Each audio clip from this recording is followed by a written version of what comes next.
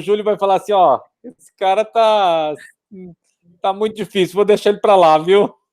Eu te dei um cansaço pra gente conversar, pô. Ô, Finalmente deu rapaz, certo. O e importante é olha, isso. Bom que a gente mata a que bom, saudade 2 vezes. verdade. E hoje, esperamos que hoje a minha internet fique bem, tá? Pô, parece que dá bem melhor do que da outra vez, cara. Que bom, que bom. Hoje nós tivemos Beleza. um apagão, foi energia aqui. É Passamos 3 horas mesmo? sem energia. Nossa, cara, Você que vê, ó, coisa. tivemos Lembrando que você tá em Rondônia, né? mas e o pessoal lá do Amapá tá há mais de uma semana sem energia, né? Que coisa, hein, cara? É, é, Que coisa. os Que coisa desafios da triste. periferia, mas é isso que temos para o É. momento, viu? Tá certo. Ô, Fábio, então já vamos lá, cara. Você falou, Vamos, você falou vamos. periferia. Me fala um pouquinho quem que é o Fábio, por favor. O que que o Fábio é E hoje, já onde tá. ele está morando e por que E, que você tá aí, cara? cara, e eu nem percebi que estávamos já gravando, ó. Tá Aqui gravando, tá. é para É ser para orgânico, valer. é para Não valer. tem, não tem teste. Beleza, Júlio. Olha, eu estou em Rondônia, capital Uhum. de Rondônia, cidade de Porto Velho. E por que que eu vim para Rondônia? Estava aí em Belo Horizonte, finalizando o mestrado, isso lá no final da última década, 2009 para 2010. E aí teve uma oportunidade de trabalho aqui, Uhum. e aí essas oportunidades mais atrativas do ponto de vista da carreira, quando a gente analisa a carreira, e isso foi o grande motivação para vir para a região norte do país. Entendi. Região Norte. E hoje você é o que aí, Fábio? Hoje Qual a eu, sua área de atuação? hoje eu sou professor, estou na Universidade Federal daqui, atuo Aham. tanto na graduação quanto na pós-graduação, atuo em 2 mestrados Então eu divido aí minha vida dentro da universidade. Ensino, Legal. pesquisa e extensão. Graduação Projetos de e pós. pesquisa e graduação e pós no ensino e a extensão também. Nós temos Eu aqui lembro. um trabalho Uhum. muito bonito e muito forte na atividade de extensão, que aí alcança aqueles que estão fora da universidade. Ah, Nós, legal. A sua formação acho que no nosso último papo, você fez um doutorado em administração, não é isso? a administração é minha vida, Júlio. Assim, da graduação até o doutorado eu fiz administração. Hoje eu estou recomeçando a minha vida acadêmica, então estou fazendo direito agora, estudo direito. Sério? Você tá Sério, fazendo, você cara. tá fazendo curso de direito, cara? Você é muito louco, mano. Sim, Caramba. eu estava. Eu disse, quando eu terminei o doutorado, eu disse: não vou estudar mais nada formal, vou estudar sempre mais aquilo que eu tenho Por sua vontade. conta, né? Aham. Depois de 2 anos fora da sala de aula como aluno, eu disse: não, eu preciso voltar àquilo me oxigena, aquilo me faz respirar. E aí E por quê? E por que o direito? eu acabei fazendo uma decisão, eu tinha algumas outras opções em mente, mas Aham. acabei fazendo a opção pelo direito devido à minha própria público. Então, como servidor público, Hum, ele é lei, na verdade, a legalidade que nós fazemos tem que estar sob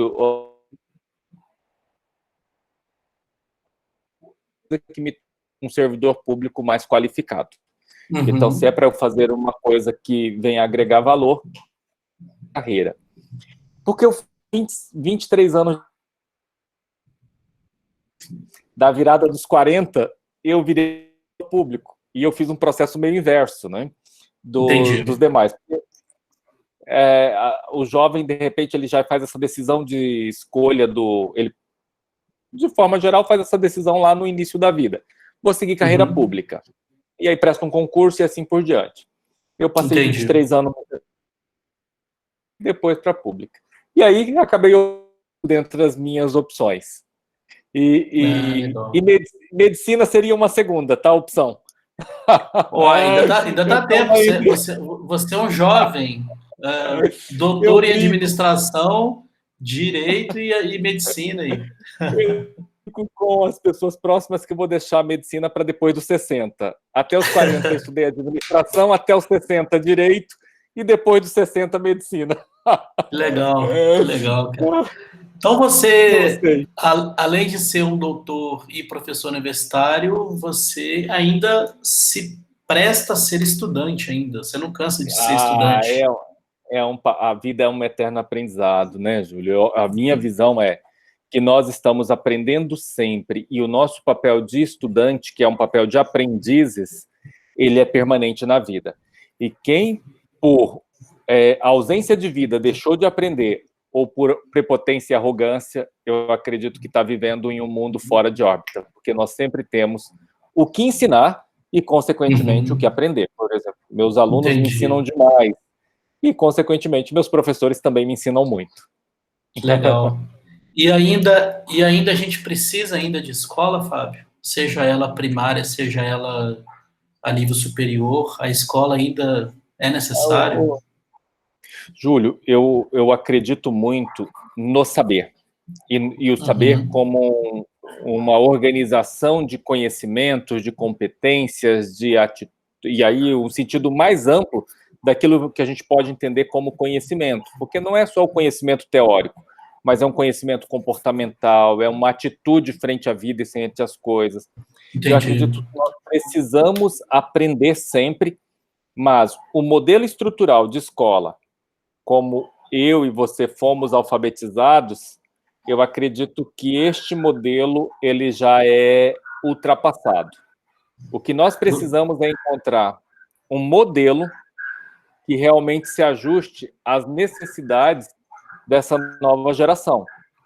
Uma geração altamente tecnológica, uma geração que talvez o modelo de escola é que tenha que mudar. Mas a escola, de um certo modo, se a gente pensar lá nas escolas, o Sócrates, a escola de Platão, a academia de Platão, o liceu de Aristóteles, a gente vai ver que eles têm muita semelhança com a escola hoje que nós temos.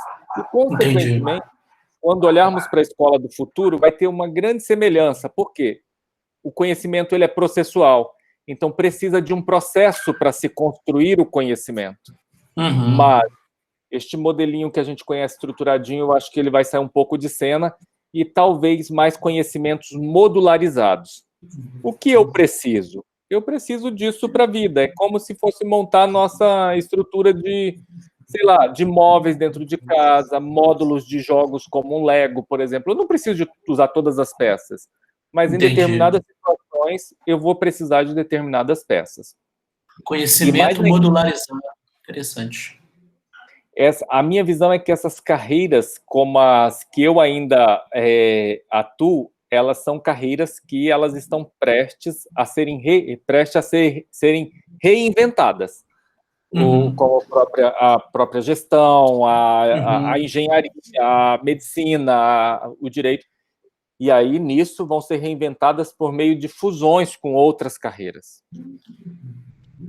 Quando eu olho para um robô como o Watson, da IBM, e ele é capaz de produzir um diagnóstico mais preciso do que um médico, ou talvez uma decisão jurídica muito melhor do que um jurista, eu vejo que a máquina está ganhando proporções de inteligências muito superiores. O que ela não está alcançando ainda é a intercorrência, ou seja, onde não é linear, aí ela não sabe decidir, porque ela sabe decidir apenas em condições de normalidade, de temperatura, de ambiente. 0,1. Isso eu acho fantástico, esse debate, porque eu converso com amigos da área de direito e tal, e eu faço provocações infantis, né? Do tipo assim, cara, se existe a lei e você ensina a máquina, então, Júlio roubou uma maçã. A máquina vai lá, consulta a lei, pega qual que é o parâmetro da lei e aplica a lei no Júlio. Cara, não tem discussão. E você tocou num ponto interessante, só que abre um debate filosófico interessante, porque a máquina não vai refletir, ela não vai filosofar. e ela não vai interpretar, ela vai executar um comando. Então, se você puramente dá para ela consultar uma lei que o Júlio roubou uma maçã, ela vai dar o resultado 0 ou 1, né? E quando você fala que isso vai ter uma ruptura, eu concordo, mas eu acho que ainda vai ter muito debate, principalmente na área do direito, porque por conta da interpretação, né? Então, sair um pouquinho do direito, assim, você vai para o esporte, eu acompanho o futebol muito e vejo o VAR, né? A tecnologia do VAR, do juiz artificial, tá mais atrapalhando do que ajudando. Porque o juiz vê de um jeito, corre lá para a maquininha fala, cara, impedimento é impedimento. Ah, mas foi 1 milímetro, né? Não dá nem para ver e aí abre a interpretação. Acho interessante, mas acho que ainda tem muita água para passar no rio, Fábio. E já me conecta a outra pergunta. Você aprendeu a ser articulado desse jeito? Pelo menos eu acho. Você é uma pessoa muito bem articulada, que responde muito rápido e precisamente, assim. Se eu não me engano, você teve um pezinho no clero, assim. Isso é de ensino religioso? Isso é um dom natural? O que você pode falar um pouquinho? Não, eu tenho uma formação totalmente católica e a minha formação católica, ela me auxiliou muito, principalmente dentro da minha vida em seminário, depois trabalhando como dentro de igrejas, paróquias, instituições religiosas. E isso talvez ampliou muito e me deu a oportunidade de explorar potencialidades, principalmente na comunicação, nas relações humanas, e melhorar estas habilidades. Eu ainda não me vejo assim, Júlio. Fico meio sem. Opa, será que eu estou conseguindo atender essa demanda? Mas, indiscutivelmente, o que eu sou hoje, eu posso te dizer que grande parte da minha formação, e grande mesmo, se a gente estivesse falando de quantitativos, seriam percentuais bastante elevados. Na minha formação, tanto humana quanto profissional, a participação da religião como uma determinante da construção da minha vida profissional e da minha vida pessoal. Então, isso é um valor balizador da minha vida. E, respondendo a sua pergunta, você diz se isso tem uma relação. Eu acredito que tenha, mas também eu acredito que tem muito da disponibilidade pessoal de aceitar, e disso que nós falávamos anteriormente, de querer aprender. Porque eu estou sempre muito aberto a aprender. Eu estou ali, eu estou nos ambientes, eu estou vendo o que as pessoas estão fazendo, como elas estão fazendo, qual é o estilo de pensamento. Muitas vezes, por mais que eu não concorde de imediato, eu não me posiciono, eu preciso entender. E algumas pessoas entendem isso ou como ficar em cima do muro, ou como alguém que não tem muita personalidade, mas eu acho que isso está muito mais relacionado à cultura mineira também, a modo com que me apropriei da cultura mineira de observar. É verdade. Você passou aqui, aprendeu com a gente o tiquinho e cascou foi. Você levou a mudinha de pão de queijo para plantar em Rondônia. Sim, foram 10 anos de grandes aprendizados. Ô, Fábio, e aí, cara, essa relação com a religião, com a instituição católica, tudo. E aí eu preciso te perguntar, cara, até quando que a gente precisa acreditar em Deus, Fábio? Eu acredito que nós precisamos... aliás, eu não acredito que nós precisamos, mas nós, quando cremos, eu acho que a nossa permanência aqui, ela se torna mais agradável. Eu diria que nós temos elementos que, quando eu creio, eu não me limito à finitude do material humano, porque nós somos finitos, nós temos um ciclo de vida. Uhum. E isso me gera expectativas para eu me tornar melhor. Porque se tudo for muito simples, estou aqui, acabou e pronto, é meio que uma condição temporal muito curta. E isso não me move a tomar decisões mais coerentes em relação ao todo. a minha convivência. Eu vou me aproximar muito mais do animal que está preocupado com os instintos mais primitivos, como alimentação. E quando eu saio dessa relação e busco o divino nessa relação, eu tenho elementos que me movem a produzir melhorias. E isso eu não estou falando de um tipo de credo específico, tá? Eu estou dizendo assim, quando se tem um credo, quando se tem uma crença, eu acredito muito que uma crença no divino, ela nos humaniza mais do ponto de vista real do humano, que é aquela coisa de me sensibilizar com você, de ter empatia com quem eu encontro. Eu acho que isso nos coloca mais conectados enquanto semelhantes, propriamente dito. E por isso que os ensinamentos de Cristo, eu acredito que tiveram tanta adesão em sua época e tem ainda hoje. Por quê? É algo muito necessário ao ser humano, independente de visão religiosa. E até quem não acredita no cristianismo concorda que os ensinamentos são muito pontuais para o desenvolvimento da vida humana.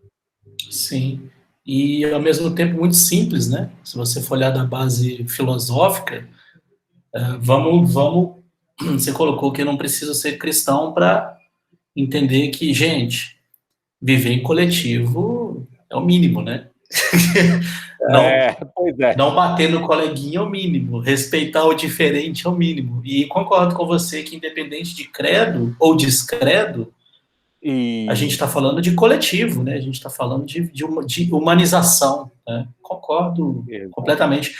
Mas é muito parecido com a ciência, né, Fábio? Com o campo acadêmico, não é? Você falou de que o crer te impulsiona. A ciência também impulsiona, né? A academia impulsiona. Você não quer parar de estudar até hoje, pô. Então parece que essas coisas caminham junto.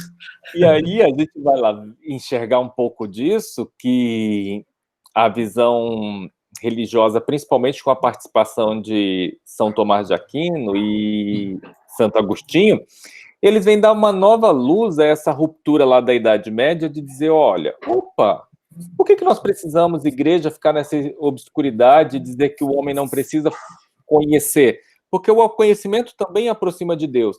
E eu ouvi de certas pessoas, Júlio, dizer que os cientistas, eles não têm uma crença, né? Isso, mas na verdade... Tem esse mito mesmo, que cientistas são ateus, né? Mitos. Na verdade, eu vejo assim, principalmente dentro das ciências gerenciais que eu estou e que a gente vê assim, os doutores, de maneira geral, eles acreditam, eles têm uma crença particular. E pode não ser a minha, mas eles têm uma crença. Todos têm uma crença dentro da... E eu vejo também dentro da medicina, vejo em outras áreas que eu acabei atuando, que isso é meio que uma constante. Então, eu não acredito que a ciência e religião elas sejam coisas dissociadas. Ao contrário, eu vejo que elas se complementam. Quando próximas de maneira a fundir valores positivos, bons, elas são muito benéficas. O problema é quando se cria argumentos, e aí é o fundamentalismo, tanto o fundamentalismo religioso, quanto ao fundamentalismo científico, para justificar algumas questões pessoais, que não é nem da religião e nem da ciência. Porque eu, como cientista, posso conduzir as minhas pesquisas para justificar as minhas crenças particulares. E isso é danoso, porque aí eu posso dizer que certa coisa é uma verdade científica, sendo que não é. Eu manipulei dados, eu enviesei métodos para justificar o que eu quero. Exato. E aí, isso é perigoso. Desde criança eu nunca entendi muito bem o fundamentalismo, até em filmes, assim. Eu sempre imaginei, assim, o vilão, não precisa ir tão longe, não, o Senhor dos Anéis, né? Você pega lá o Sauron, ele queria acabar com a Terra e viver todo mundo zumbi com aquele fogão lá. Eu ficava assim, gente, por que o cara quer isso, mano? Sabe assim, aí vai ficar todo mundo lá morto no chão e você tá falando aí de fundamentalismo, aí silos nunca fez bem para ninguém, né, velho? Quando você tem um silo católico, um silo evangélico, um silo xiita, muçulmano, e essas células não se complementam, cara, é perigoso. É muito perigoso, porque concordo que a gente tem que ter crenças diferentes, mas a gente não se relacionar é muito doido, né? Fazendo essa ponte com os filmes, eu nunca entendi essa dominação da Terra, assim, cara, o cara quer dominar a Terra, aí vai ficar todo mundo vivendo do jeito dele, assim, sabe? Pronto, agora todo mundo... Qual que é a graça disso, né, cara? Diversidade é tão legal, né, cara? Diversidade. Muito. Eu fiz essa brincadeira com o filme porque isso acontece na vida real, assim, eu fico vendo fundamentalistas mais radicais mesmo, né, sei lá, o povo xiita, por exemplo. Cara, qual que é desses caras, mano? Saca? Você dá vontade de perguntar pro cara numa mesa de boteco, saca? Mano, você quer todo mundo igual você, é isso. Convidar o cara para a semana, o festival de botecos aí de BH. De BH, um mês. Depois, no final, no último boteco, lá no último dia da premiação, você faz essa pergunta. Mas é engraçado, né? Tipo assim, você quer que todo mundo seja igual a você? Essa é a ideia, saca? É isso que... Enfim, né? Vamos lá. Ô, Fábio, aproveitando, viagens à parte, eu dei uma filosofada bem de primeiro grau. Acho que estamos, Júlio. Eu acho que estamos filosofando juntos. Você tem um interesse por filosofia também? É uma área que te interessa? Porque parece que a formação religiosa tem muitos estudos filosóficos, né? É uma área que te interessa filosofar? Ou como você é um cara da administração, você é um cara pragmático?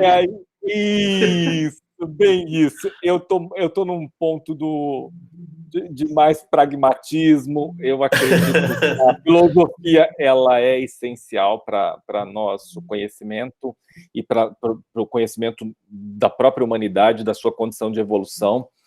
Mas eu tenho um pensamento mais pragmático mesmo, como você disse, uma coisa mais positivista do ponto de vista de como as coisas são, como as coisas funcionam, e não como aquela reflexão em torno do que deveria estar em torno dela. Eu acho que assim, a partir do momento que eu conheço o objeto, eu posso fazer uma intervenção nele sem precisar ficar refletindo e pensando muito. E aí eu sou mais de causas e efeitos. Mesmo que eu tenha que fazer 10 intervenções até encontrar um ponto ótimo, eu prefiro intervir do que ficar 10 anos olhando para o objeto para depois eu decidir se eu vou intervir ou não. Eu acho que é uma coisa da minha própria formação. Entendi. Eu vi um vídeo bobo, mas eu falei, cara, faz sentido. É um videozinho que uma brincadeira entre Aristóteles e Platão, se eu não me engano. Você deve saber. O Aristóteles chega para Platão e fala assim, Platão, ou Sócrates, não sei, acho que é Sócrates.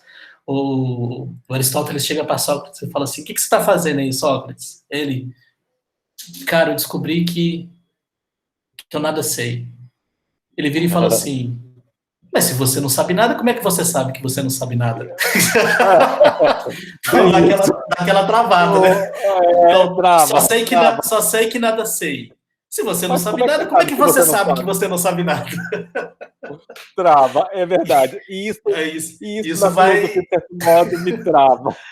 Isso vai consumindo, né? Você vai se consumindo, assim. E por isso que eu gosto mais da história. A história ela é mais palpável para mim. Então, olhar para a transição da filosofia dentro da história, para mim, é mais razoável. Eu olho o tempo e dentro daquele tempo que aconteceu, do que eu ver exatamente, olhar para o que aconteceu e entender aquele sistema solto num vácuo apenas em torno de uma bolha do conhecimento. Só sei que nada sei. Só sei que nada sei, exatamente. Essa eu fiquei dormindo, assim, pô, se eu não sei nada, como é que eu sei que eu não sei? Ô, Fábio, bom que você já me conecta, cara. Você falou história. Você hoje está aí, doutor, ensinando pessoas. Conta um pouquinho o que você puder falar para a gente da sua jornada, cara. De onde você saiu e por que você está aí agora ensinando pessoas tantas pessoas e também querendo aprender. Conta um pouquinho para a gente, por favor. Sim, hoje eu tenho muito orgulho da minha história, e eu digo hoje porque hoje mesmo, assim, hoje que eu digo nesse período temporal da vida, mas houve um tempo que, na verdade, pela minha história, eu acho que eu me envergonhei muito dela. E É isso mesmo? eu falo com toda certeza que outros também, talvez, que estão hoje na minha condição no passado, talvez tenham esse sentimento ou não. Mas você dizendo da história, eu sou paranaense de nascimento, sul mato-grossense de criação e mineiro também de criação, me considero meio essa mistura do Mato Grosso do Sul. Desculpa te interromper, que eu vou até conectar aqui. Então, a sua cidade natal é? Você nasceu em Paranavaí, no Paranavaí. Paraná. Isso, Paranavaí, que fica no Paraná. Beleza. isso. Segue E o bonde aí. depois minha família se mudou para o Mato Grosso do Sul, e no Mato Uhum. Grosso do Sul, uma pequena cidadezinha do interior, foi lá onde eu tive a minha infância e início da adolescência. Porque logo no início da adolescência eu tive que construir a minha vida, e aí foi meio que de forma autônoma e independente, embora eu tenha tido Entendi. meus pais foram muito, muito apoiadores, a minha família e tudo, mas eu tive uma história de vida que hoje eu me orgulho muito, mas aos 5, 6, 7 anos eu já estava no trabalho agrícola, e aí algodão, café, plantações de café e etc. Para você ter noção, com 10 anos de idade eu andava 15 quilômetros de bicicleta para ir e voltar até um local que eu pegava um ônibus, para andar mais 23 quilômetros de ônibus para chegar até a escola que eu fazia o ensino fundamental. E depois dos 13 para 14 anos, aí sim eu fui estudar na cidade, ali eu já tive que fazer novas escolhas de vida e me sustentar no sentido literal da palavra, não só financeiro, mas enquanto também decisões, escolhas e assim por diante. 13 Isso, anos. 13 para 14 anos. Isso me levou a uma trajetória de vida que eu tive aí. Aos 14 anos eu brinco que quando era um privilégio ainda para nós clientes, eu trabalhei como empacotador em um supermercado, repositor, trabalhei em estacionamento de veículos, fui ocupando ali nas atividades administrativas, eu comecei como auxiliar de escritório, depois passei para assistente, depois ocupei gerência, a cargos de gerência, até que Rondônia me deu a oportunidade de atuar em diretoria. E foi a primeira vez que eu ocupei isso há 10 anos atrás, eu ocupei uma função em diretoria, ocupando o cargo em uma diretoria administrativa financeira, quando eu vim para Rondônia. E aí eu acho que minha vida foi se transformando um pouco no sentido de experiências, porque eu sempre coloco a experiência como o fator mais decisivo do que qualquer outra, e sempre falo para os meus alunos, onde as suas escolhas vão te levar para gerar novos conhecimentos e novos aprendizados. Não tem problema errar, não tem problema fazer escolhas que depois você vai dizer, puxa, por que eu fiz essa escolha? Desde que você tenha a oportunidade de aprender até sobre o que não escolher, o que não fazer, já teve o aprendizado necessário. Então, sair de um garotinho de área rural, com pais semi-analfabetos, para uma vida de muitos desafios, muitas atividades de luta mesmo para sobrevivência, e com certeza encontrei muitas oportunidades na vida, muitas pessoas boas, como aí em Minas, e aqui eu cito a sua família como um grande número de pessoas que eu tenho como meus amigos de alma mesmo, que transcende essa coisa de amizade humana no mundo. E aí muitas outras famílias que também me acolheram tão bem. E eu meio que fui construindo uma família paralela pelo mundo, porque aí eu fui construindo uma família extensiva. Ao mesmo tempo que eu não tinha a minha família próxima, eu tive a oportunidade de fazer uma família maior, mais ampla, mais numerosa. E aí eu tive a oportunidade de viver coisas muito, muito boas, coisas muito ruins também, consequentemente. Todos nós passamos por coisas boas e ruins. Eu não tenho essa pretensão de ser o premiado, mas assim, a gente tem que tirar os aprendizados. E aí eu considero sempre isso. Eu fui um bom aprendiz, eu entendo que eu fui. Não sei, talvez ainda esteja aprendendo a aprender que nada sei, tá? Voltando na sua fala. Você acabou de corrigir uma frase histórica da filosofia. Essa eu vou encaminhar para a academia. Você está aprendendo a aprender que não sabe nada. Não é isso? Ah, puxa, é isso mesmo. Estou aprendendo a aprender e não sei nada. É verdade. Olha só. Você ainda puxou mais ainda. É muito bom. Sensacional. Exatamente. Fábio, e você tem alguma coisa... Você resumiu em pouquíssimos minutos uma jornada de vida extremamente complexa. Não vou nem entrar aqui no mérito de você ter trabalhado muito jovem, de você ter tido experiência muito jovem de tomar decisões difíceis, além de lidar com dinheiro, sustento, esse tipo de coisa. Mas isso é um fantasma que te acompanha? Você entra em sala de aula com esse fantasma nos seus ombros ou não? Você consegue guardar esse capítulo e seguir em frente? Ou é algo que você tá sempre assim, putz, como é que eu tô aqui, cara?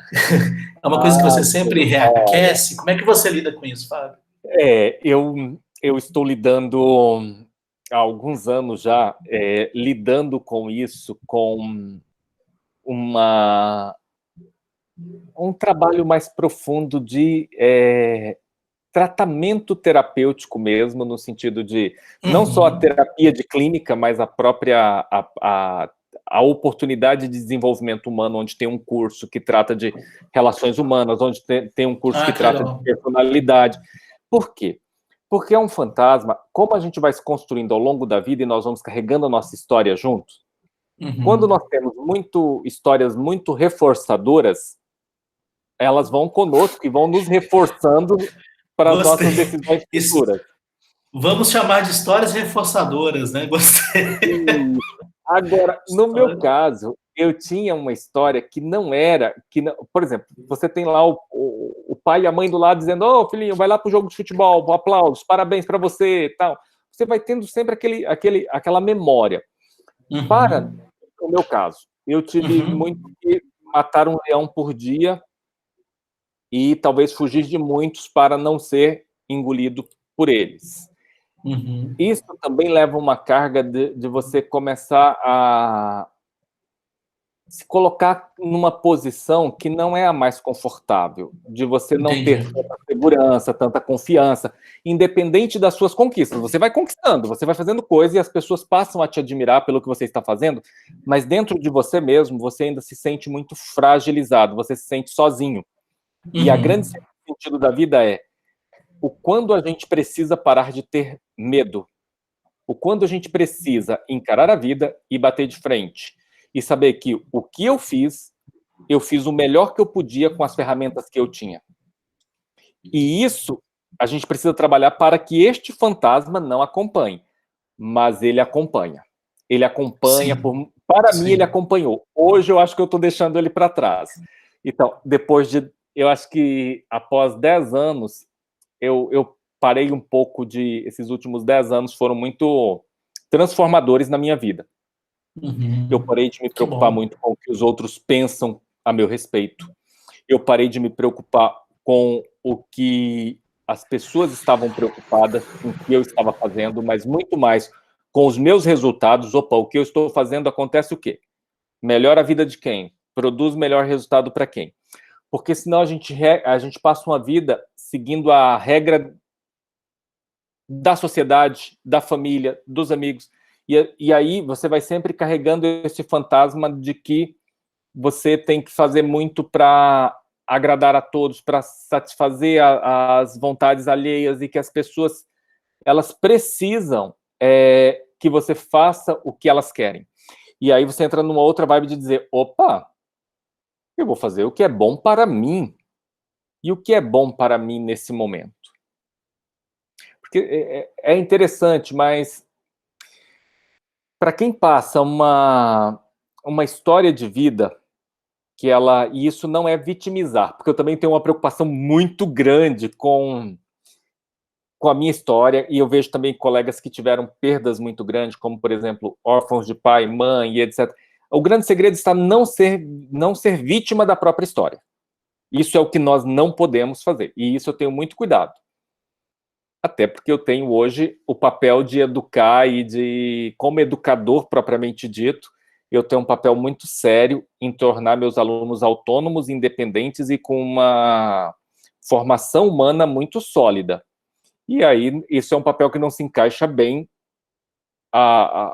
o modelo de alguém que não se reforça enquanto líder daquele grupo, tentar ensinar alguma coisa positiva. Mas o que vem ao caso o fantasma, ele segue a gente. É preciso você espantar o fantasma em certo momento da vida. Pelo menos para a minha experiência. Não sei, outros podem ter diferente, mas a minha foi. O fantasma me perseguiu por muitos anos. Hoje, felizmente, não me persegue mais. E isso já tem alguns anos que eu assustei o fantasma. Agora eu virei o fantasma do fantasma. Você assustou, você virou o fantasma do fantasma. Isso aí. É uma coisa que a gente está dando risada, mas é muito comum, né, Fábio? A gente. Todo ser humano é um universo em crise, né, cara? Essa é a real. E cada um tem a sua história de luta. E não é uma disputa, né? Mas frequentemente a gente tem essa âncora mesmo, né? De sofrimento tal, e eu concordo. Isso é bem perigoso mesmo. Ô, Fábio, falando sobre experiências e vida e sobrevivência e conquistas, você ainda tem frio na barriga para entrar? Você falou que você dá aula para turmas de pós. Essa galera é bem enjoada, hein, cara? Você entra com frio na barriga ainda? Como é que você lida com isso ainda, cara? Júlio. Porque é uma pretensão, né? Querer ensinar outra pessoa, não é? É uma pretensão, Sim, uma pretensão legalizada. Então, como é que você lida com isso, cara? Essa pergunta, eu acho que ela aquece a minha alma, para te dizer a verdade. Por quê? O primeiro ponto é o que você disse. É uma pretensão. E eu nunca me vejo ensinando. Eu vejo que a educação, enquanto educador, eu facilito a vida das pessoas. Eu conecto essas pessoas a conhecimentos que eu tive a oportunidade de ter. E essas pessoas vão organizar esses conhecimentos ao seu modo e vai criar a sua própria base. Eu sempre olho que a gente tem um arsenal, uma base, uma plataforma de conhecimentos. E cada um tem a sua, embora ainda que nós trabalhemos e tenhamos a mesma formação, a mesma experiência de vida e assim por diante. Mas cada um tem o seu. Este é o primeiro elemento. Eu sempre penso nesse sentido de facilitar a vida do meu aluno. Agora, propriamente dito, para a sua pergunta de frio na barriga, olha, Júlio, eu acredito que não. O dia que eu deixar de sentir isso vai ser preocupante, viu? Porque aí vocês vão receber um comunicado para um funeral. Eu sempre sinto isso. Eu sempre tenho aquela emoção da primeira aula, aquela de conhecer a turma. Eu não sei, eu vejo que o professor, ele tem, ainda nesse modelo que nós conhecemos, e agora estamos mudando muito, ele tem muito um quê de artista teatral. Uhum. Ele meio que encena, ele está no palco. Tem aqueles modelos no palco, na plateia, né? Exato. E aquilo, quando você vai conhecer a sua plateia, independente de ser um aluno de graduação e uma disciplina que você estuda 10 anos aquilo e você ministra aquela disciplina há mais de 10 anos também, é sempre aquela vontade de conhecer a energia, de como a turma vai receber, o quanto você vai sentir essa troca de vontades, propriamente dito, porque essa transferência de conhecimento, a produção de conhecimento, a apropriação de conhecimento, ela depende de todos os envolvidos. Então, não é só o professor. Então, aquela ansiedade de quem vai estar, de como será processada essa interação, como é que os alunos vão receber os seus processos padronizados lá de conhecimento, como é que uma turma recebe uma aula transmissiva como essa que nós estamos falando, e como é que uma outra, ou aquela mesma turma recebe uma aula mais experiencial, como, por exemplo, um aprendizado baseado em problema, a gente colocar eles para aprender com base em um problema, como que é isso? Então me dá assim, esse frio na barriga, e eu sinto, e eu gosto disso. Para te dizer a verdade, é a coisa que me estimula. Tem gente que não gosta. Eu acho que eu sou meio de viver num... Eu gosto muito do conforto. Eu ia dizer uma coisa que eu não gosto, mas eu gosto daquela linha reta. Eu gosto da linha reta. Eu não gosto da montanha russa, aquela coisa que sobe e desce, uma hora tá ótima, outra hora tá muito ruim. Não. Isso me gera muito desconforto. Mas eu gosto daquela sensação da novidade. Aquela sensação do novo, da experiência, de conhecer coisas novas, de ver pessoas diferentes. Isso me empolga e eu gosto mesmo. E sempre, as minhas experiências até hoje, sempre foi aquela coisa gostosa de sentir sei lá, deve ser, e aí falando de pretensão, mas é mais ou menos isso. Deve ser semelhante a um frio de barriga na estreia de uma peça teatral para um ator ou uma atriz, por exemplo. Sim. Os grandes artistas da música, do teatro, os mais respeitados, todos eles falam, cara, é o mesmo frio na barriga que eu tinha com 12 anos de idade, com 13 anos de idade. Assim. O Mick Jagger fala isso, né? Assim, galera, no meu auge de 60 anos de carreira, eu fico tão nervoso no palco que vocês não fazem ideia. Então, eu concordo que é um motorzinho, né? Porque se você não tá sentindo medo bom de quem vai te assistir, cara, eu acho que é porque alguma coisa ficou pelo caminho, né? Então, o Bon Jovi fala muito isso, né? Cara, se eu não tiver medo de um público do Rock in Rio, 150 mil pessoas, imagina, que pagaram, que sofreram para estar ali. Pois é. Se eu entrar sem medo, a primeira coisa que eu tô fazendo é não respeitar esse público, né? Então... Pois é. E, Júlio, eu me preocupo muito, eu como professor, eu me preocupo muito com essa condição de transição que nós estamos vivendo, que nós temos uma diversidade muito grande dentro de sala de aula. Por exemplo, eu tenho um conjunto de profissionais de alta performance fazendo uma segunda graduação, por exemplo. Eu tenho lá mestres que eu conheço, alunos meus que são mestres, por exemplo, em desenvolvimento meio ambiente, eu tenho vários engenheiros civis, engenheiro civil, engenheiro de produção, que estão buscando novos conhecimentos, estão fazendo uma segunda graduação. Como eu te digo, olha, eu, doutor, numa outra área. Embora a gente não conheça daquilo que está sendo tratado, nós já temos uma experiência de vida e nós já conhecemos o que é uma boa aula. Eu posso não saber do conteúdo, mas eu sei o que é uma boa aula. Eu conheço o que é um bom professor, eu posso não saber quem vai ser meu professor, mas eu tenho um parâmetro do que é um bom professor no meu modelo, a minha experiência. E, então, eu acho que um grande desafio é aquele da arrogância. Quando eu entro dentro da sala de aula achando que eu sei tudo, isso é absolutamente contraditório ao papel de quem ensina, porque quem ensina tem que entender, o primeiro ponto é que se deve aprender sempre, porque senão não faria sentido se ensinar. O conhecimento está em evolução. Verdade. Exato. Fábio, infelizmente, eu vou ter que encerrar para um próximo compromisso, mas aqui, o mural do caos está ficando bem legal, isso vai virar um painel depois de presente, com as suas ideias todas desenhadas, vai ficar muito legal. Isso aqui é o rascunho do caos apenas. Mas o fato é... Mas eu preciso da última pergunta para fazer a cola. Qual que é o seu elemento raiz, Fábio? Meu elemento raiz, eu acho que o meu elemento raiz é a vida, e com a vida, tudo que vem junto com ela. As experiências, as oportunidades, as pessoas, as conquistas, as perdas, os sofrimentos, as alegrias. Então, o meu elemento raiz é a vida. Enquanto nós tivermos vida, nós vamos estar prontos para crescer, porque a raiz é exatamente o que nos dá sustentação. Enquanto nós tivermos vida, nós teremos raízes para ter galhos, para ter frutos e para ter outras coisas.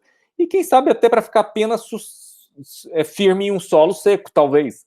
Cada um vai ter o seu conceito de árvore, mas eu acho que a raiz, ela é a vida. Júlio. Para quem falou que não é interessado por filosofia, olha que bela filosofia que você encerra esse bate-papo.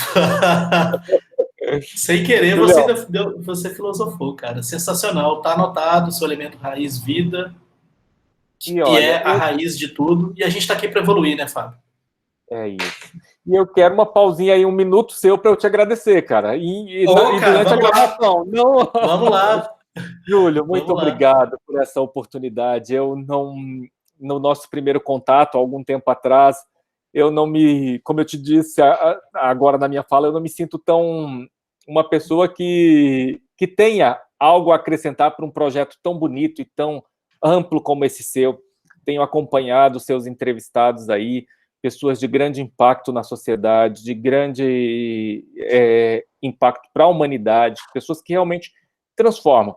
E estar aqui no seu projeto, para mim, é uma honra. Eu te digo muito obrigado mesmo pelo convite e só tenho gratidão aqui nesse momento por você e pelo projeto. E tudo começou por causa do... Obrigado, claro. Tudo começou por causa de uma dúvida. E aí eu falei, cara, eu vou validar essa dúvida então. Quem vai saber se essas pessoas têm valor ou não é quem vai assistir.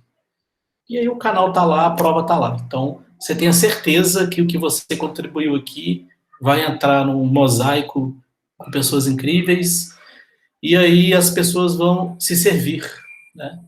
Então é o Fábio falando, com a Thaís falando, com o Aldo falando, que a gente acabou de falar, né? Sem fundamentalismo, mas é um mosaico de ideias, né? O mundo precisa de ideias, Fábio. Ideias, ideias, ideias. É ou não é? É isso, Julião. Muito obrigado. Só para deixar claro também, daqui a 12 meses vai ter uma outra entrevista para a gente ver o Fábio do futuro, pô.